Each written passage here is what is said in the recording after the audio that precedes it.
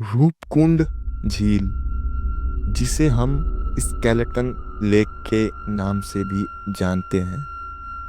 हम आज की इस वीडियो में उत्तराखंड में स्थित रूपकुंड झील के बारे में बात करने वाले हैं।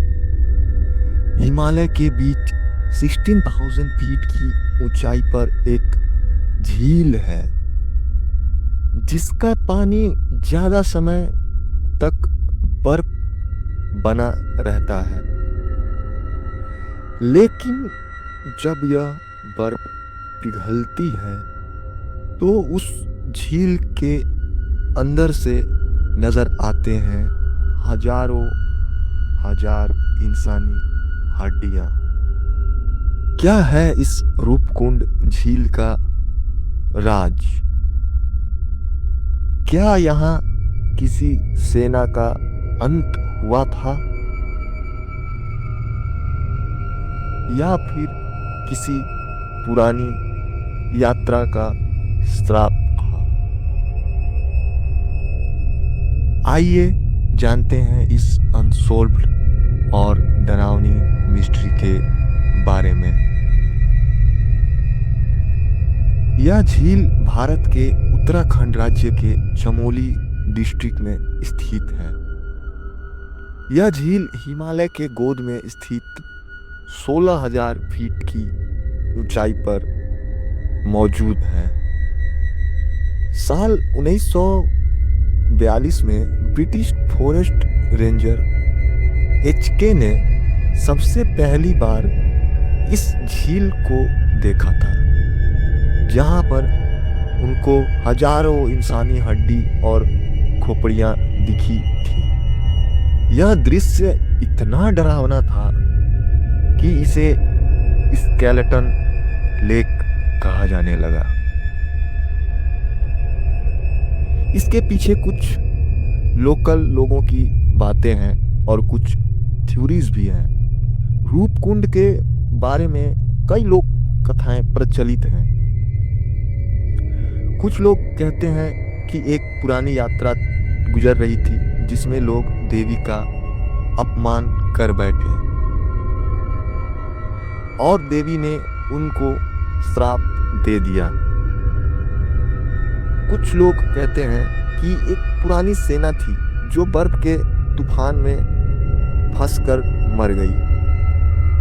एक और कहानी कहती है कि किसी राजा ने रानी और साथी लोगों के साथ यात्रा की थी, लेकिन उन्होंने देवी का अपमान किया और तभी बर्फ के ओले पड़ने लगे, कारण उनकी मृत्यु हो गई। क्या इसके पीछे कुछ साइंटिस्ट रिसर्च?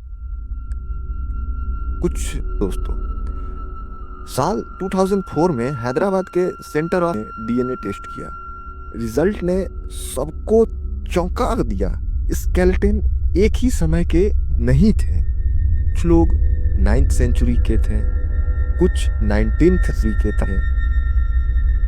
पर सबसे हैरान की बात यह है दोस्तों, इनमें से कुछ लोग मिडिल ओरिजिन के थे, ग्रीस या टर्की से आए हो।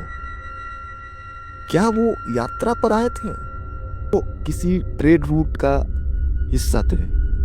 उनके मृत्यु का कारण DNA के बाद साइंटिस्टों ने पाया। रिसर्च में पता चला कि सबकी मौत एक जैसे चोटों से हुई थी, खासकर सर के अपर भाग में चोट लगने से। किसी हथियार से नहीं, बल्कि ऐसे लगता था जैसे आसमान से कुछ भारी चीजें गिराई गई हो। साइंटिस्ट का मानना है कि सभी लोग बर्फ के ओले से मरे थे। बर्फ के गोले क्रिकेट बॉल के साइज के उनके सर पर पड़े और सभी की मौत हो गई। यहाँ पर दोस्तों क्लाइमेट कंडीशन भी मायने रखता है। रूपकुंड इतनी ऊंचाई पर है कि ज्यादातर समय बर्फ से ढक ढका रहता है। यह एरिया बिल्कुल सुनसान, खामोश है। हर साल सिर्फ कुछ महीनों ही बर्फ पिघली होती है और तभी स्केलेटन्स दिखाई देते हैं। वक्त के साथ साथ स्केलेटन्स इधर उधर बिखर गए हैं, पर इस एरिया का टेम्परेचर इतना कम रहता है कि इनका प्रिजर्वेशन बहुत अच्छा हुआ है। नए स्टडीज में यह पाया गया, 2019 में हुए एक और डीएनए रिसर्च ने बताया कि यह लोग जेनेटिक ग्रुप के हिसाब से अलग अलग रीजन्स से थे। लोग साउथ एशियन थे, लेकिन कुछ बिल्कुल अलग मिडिल या साउथ ईस्ट एशियन। यह क्लियर करता है कि यह झील सिर्फ लोकल यात्रा का पार्ट नहीं थी, बल्कि एक मल्टीनेशनल मिस्ट्री है। कई मीडिया रिपोर्ट्स ने इसे अनसोल्व्ड हिस्टोरिकल डिजास्टर कहा, लेकिन अब भी कोई फाइनल थ्योरी नहीं है हमारे पास जो हमें वास्तविकता से रूबरू करवाए। क्या बर्फ के ओले ही एकमात्र कारण थे, या कुछ और हुआ था जो अब तक समझ नहीं आया? क्या यह झील एक प्राकृतिक श्राप का प्रमाण है, या एक पुरानी परंपरा का अंतिम चिन्ह? दोस्तों, रूपकुंड झील आज भी एक अनसॉल्व मिस्ट्री है। बर्फ गिरती है, सब कुछ छुप जाता है, फिर किसी एक मौसम में बर्फ पिघलती है और हजारों खोपड़ियां दिख जाती हैं। जितनी बार बर्फ गिरती है, उतनी बार यह राज और गहराता है। तो दोस्तों, आपका क्या मानना है? क्या यह एक नेचुरल डिजास्टर था या फिर कुछ और?